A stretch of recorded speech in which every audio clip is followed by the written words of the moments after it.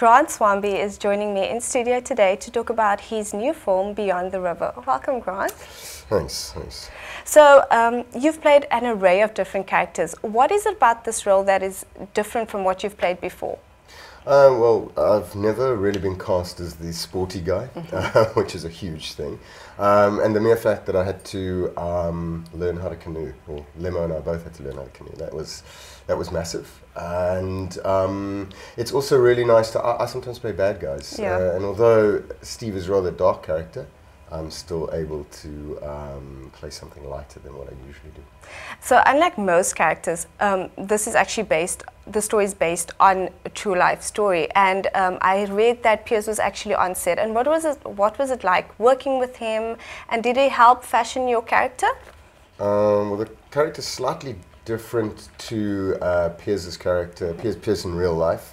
Piers in real life, what Craig did, the director, is he decided to sort of spice up the original story a little bit, also to do with the fact that we wanted to, it's part of a bigger intervention by the NGO Heartlines, which is tells good stories in South Africa. So he wanted to embellish on their story. So when it came to the actual character, I didn't base my character on Piers, but when it came to canoeing, I was so grateful for having him around.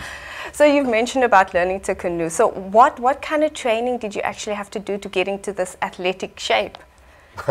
Lemo and I both were in Cape Town at the time, which was fantastic. And what we did is we were lucky enough to have Sean Rubenstein, who was an ex-Olympic canoeist, to help us begin learning the correct techniques. And so we had about 5 months, 6 months, depending, working around our schedules. And we just fell in a lot and started to learn, and learned the hard way. But the most amazing thing about it, it enabled Lemo and I to build up a camaraderie, which anybody who watches the film will be able to see how well we get on in real life, and as the camaraderie that we show as characters as well. Speaking about Lemo, everyone's saying that this is his breakout role. What was it like acting alongside him? He's amazing. I can't say enough about him. He is really, he's young, he's happening, he is dedicated, he works hard. He understands the medium of film. He is an absolute joy to work with, and we ended up having so much fun. I mean, there were times when they had to hold the camera roll because we were laughing so much because we were having so much fun together. Well, it looks like you had such a lot of fun. And so what for you was the most challenging part of this whole journey, besides the training? The most challenging part was the emotional content of Steve's life. I don't want to, hopefully everyone will go and see it, so I don't want to give away the story. But it was, Steve has a secret. And it was, for me as an actor, emotionally, it was very tough.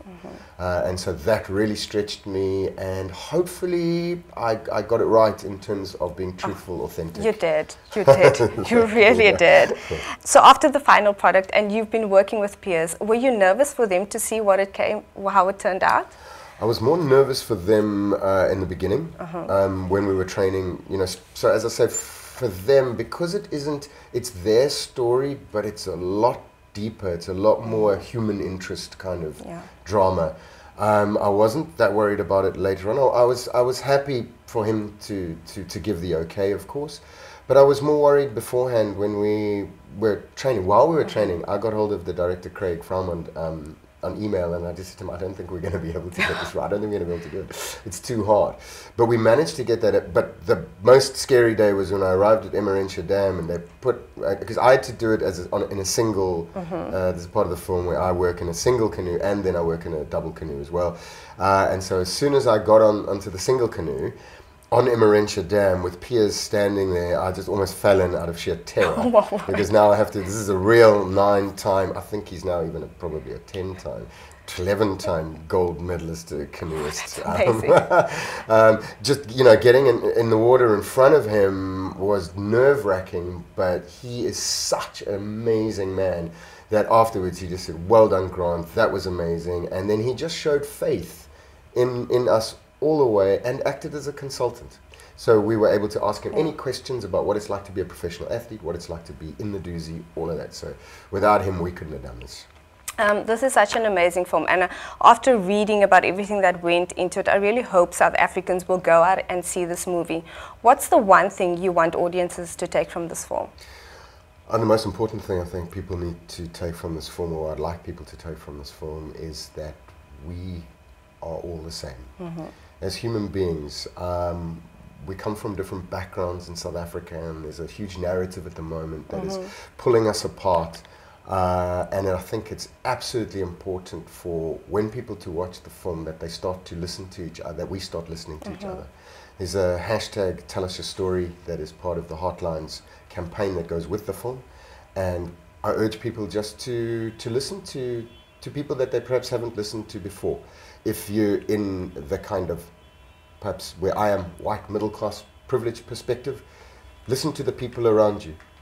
Listen to perhaps somebody who works for you. Listen to the person who works at the shop that you go and shop at. Ask them about their lives. Ask them about their fears, their happiness, their joy, who they are, their family, where they live, where they come from. And hopefully in that we'll be able to learn more about each other and realize that as South Africans we are one country.